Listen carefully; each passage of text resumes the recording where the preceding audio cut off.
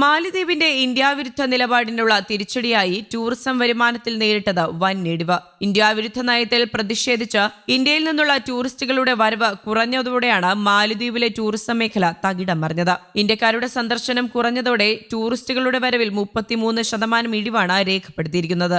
മാലിദ്വീപ് ടൂറിസം മന്ത്രാലയത്തിന്റെ കണക്കുകൾ പ്രകാരം 2023 17 ലക്ഷത്തിലധികം പേരാണ് ദ്വീപ് സന്ദർശിച്ചത്. ഇതിൽ 2.1 ലക്ഷത്തിലധികം പേർ ഇന്ത്യക്കാരാണ്. റഷ്യയും ചൈനയും തൊട്ടു പിന്നിലുള്ളത്. 2022 2.4 ലക്ഷം ഇന്ത്യക്കാരാണ് മാലിദ്വീപ് സന്ദർശിച്ചത്. കോവിഡ് കാലത്ത് പോലും ഇന്ത്യക്കാരുടെ പ്രിയപ്പെട്ട ടൂറിസം സ്പോട്ടായിരുന്നു മാലിദ്വീപ്. ഓഫ് സീസണുകളിൽ പോലും ഇന്ത്യൻ ടൂറിസ്റ്റുകളായിരുന്നു മാലിദ്വീപിന്റെ പ്രധാന വരുമാന സ്രോതസ്. ഇന്ത്യൻ സന്ദർശകർ കുറഞ്ഞതിലൂടെ 1.8 മുതൽ 2 ബില്യൺ ഡോളർ മാലിദ്വീപിന് നഷ്ടം സംഭവിക്കാമെന്നാണ് വിദഗ്ധരുടെ നിഗമനം. 2023 മാലിദ്വീപ് പ്രസിഡന്റായി അധികാരമേറ്റ മുഹമ്മദ് മുയ്സു ഇന്ത്യാവിരുദ്ധ നിലപാടാണ് സ്വീകരിച്ചിരുന്നത്. പ്രസിഡന്റായി അധികാരമേറ്റ മുഹമ്മദ് മുയ്സു ഇന്ത്യാവിരുദ്ധ നിലപാട് സ്വീകരിച്ചതിൽ പിന്നെ തന്ത്രപരമായി ഇന്ത്യക്ക് ഏറെ പ്രാധാന്യമുള്ള പ്രദേശമാണ് മാലിദ്വീപ്. എന്നാൽ ഇന്ത്യയുമായുള്ള ബന്ധം മോശമായതോടെ ചൈനയുമായി മാലിദ്വീപ് കരാറുണ്ടാക്കുകയായിരുന്നു. ഇതിന് പിന്നാലെ ഇന്ത്യയും പ്രധാനമന്ത്രി നരേന്ദ്രമോദിയെയും അധിക്ഷേപിച്ച് മാലദ്വീപ് മന്ത്രിസഭയിലെ 3 അംഗങ്ങൾ രംഗത്തെത്തി. ഇതോടെയാണ് ഇന്ത്യയിലെ മാലദ്വീപിനെതിരെ പ്രതിഷേധം ഉടലെടുത്തത്.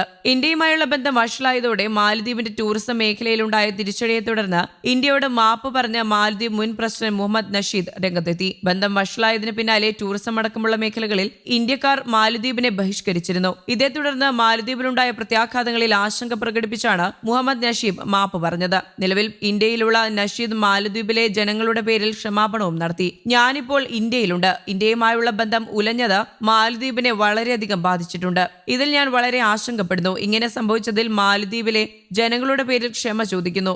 അവധിക്കാലം ആഘോഷിക്കാൻ ഇന്ത്യക്കാർ മാലദ്വീപിൽ വരണമെന്നാണ് ഞങ്ങളുടെ ആഗ്രഹം. ഞങ്ങളുടെ ആതിഥ്യമര്യാദയിൽ ഒരു മാറ്റവും ഉണ്ടായിരിക്കില്ല എന്ന് നഷീദ് പറഞ്ഞു. അതേസമയം മെയ് 10 മുൻപ് ഇന്ത്യൻ ഉദ്യോഗസ്ഥരും സൈനികരും മാലദ്വീപ് വിടണമെന്ന് പ്രസിഡന്റ് മുഹമ്മദ് മുയ്സു പ്രഖ്യാപിച്ചതോടെ ഇരു രാജ്യങ്ങളും തമ്മിലുള്ള ബന്ധം കൂടുതൽ വഷളായിട്ടുണ്ട്. ഇന്ത്യയുമായുള്ള ബന്ധം എല്ലാ തരത്തിലും അവസാനിപ്പിക്കാനുള്ള ശ്രമത്തിലാണ് മുയ്സു. ഇതിന് പിന്നാലെയാണ് ടൂറിസം മേഖലയിലടക്കം ഇന്ത്യയുടെ ബഹിഷ്കരണം വന്നത്.